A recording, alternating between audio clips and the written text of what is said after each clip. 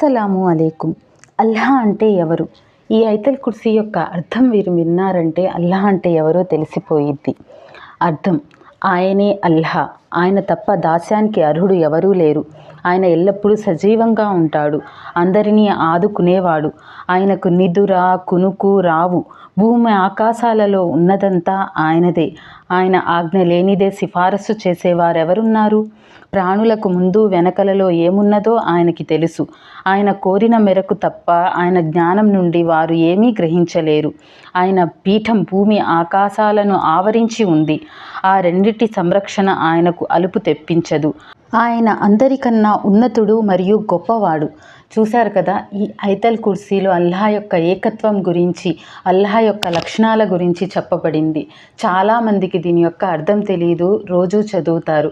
ఈ వీడియోని వేరే వాళ్ళకి షేర్ చేయండి. తెలియని వాళ్ళు కూడా ఈ అర్థాన్ని తెలుసుకుంటారు.